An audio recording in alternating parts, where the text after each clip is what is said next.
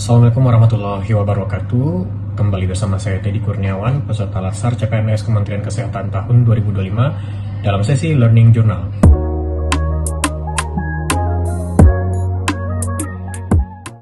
Baik, Learning Journal kali ini kami berpindah ke agenda selanjutnya, yaitu agenda 3 yang membahas tentang peran dan kedudukan dari ASN dalam pemerintahan Negara Kesatuan Republik Indonesia. Untuk hari pertama pada agenda 3 kali ini, kami kembali lagi bersama fasilitator yaitu Ibu Lydia dengan topik hari ini yaitu tentang manajemen ASN. Manajemen ASN membahas tentang bagaimana kedudukan, peran dan fungsi ASN, hak dan kewajiban, serta kode etik dari ASN. Selain itu, pada manajemen ASN juga membahas sistem merit atau meritokrasi dalam manajemen ASN.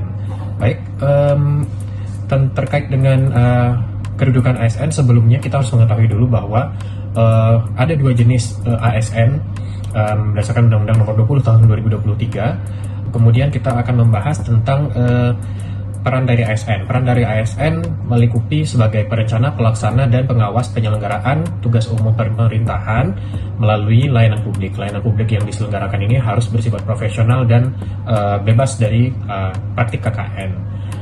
Kemudian tentang kedudukan ASN.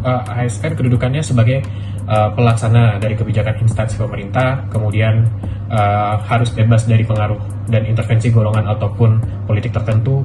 Kemudian ASN merupakan unsur dari aparatur negara. Oke, kita lanjut ke pembahasan hak ASN.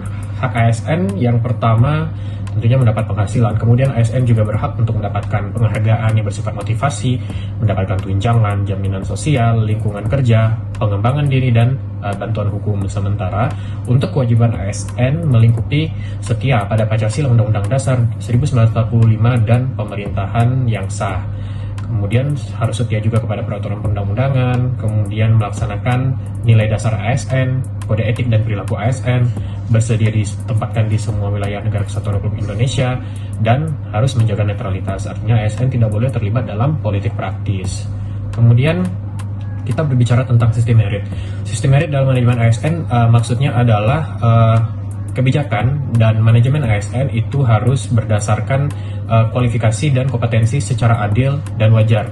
Jadi ketika seorang itu layak untuk mendapatkan suatu jabatan atau mengemban amanah tertentu, harus berdasarkan kelayakan dari seseorang tersebut tanpa adanya diskriminasi, baik itu ras, agama, suku, dan lain-lain.